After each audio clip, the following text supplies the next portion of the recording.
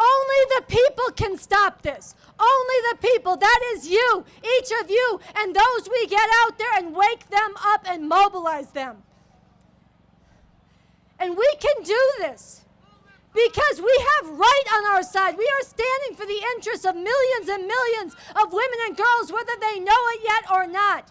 And we can do this because there is a suppressed fury, a rage that is deep in the hearts of women across this country and around this world at thousands and thousands of years of patriarchal chains, of brutality and control, of enslavement and shame.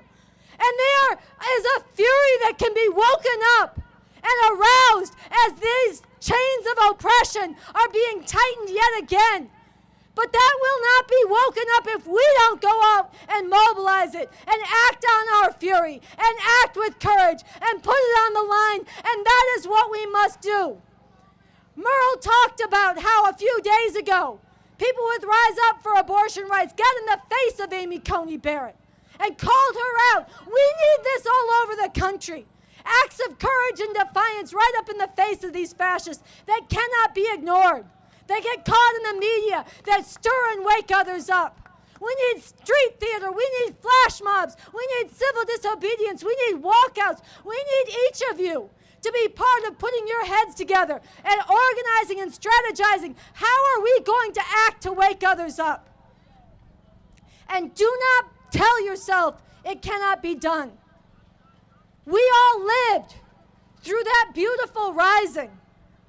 Just 2 years ago, the beautiful rising against the police murder of Breonna Taylor and George Floyd. We all saw the conscience of the people of this country be woken up by people who drew a line and said no more.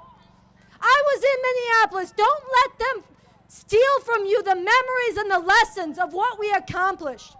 I saw thousands of young people, mainly white, sit down in the streets and refuse to move as the National Guard came at them with tear gas and rubber canisters. They did it because Black Lives Matter. And they changed the hearts of millions of people, and they did it quickly across this country.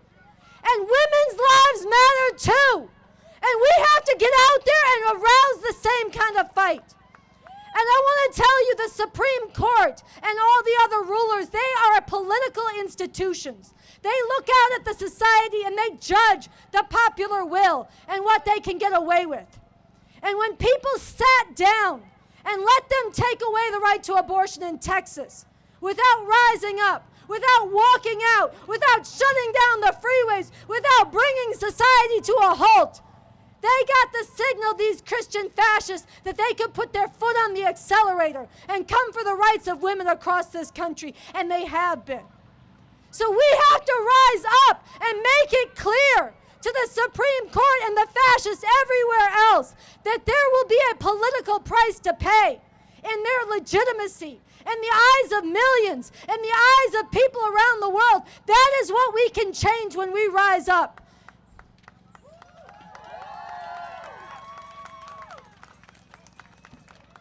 And on the week, this is also on the flyer, May 8th through 14th. And we're having an organizing Zoom next weekend.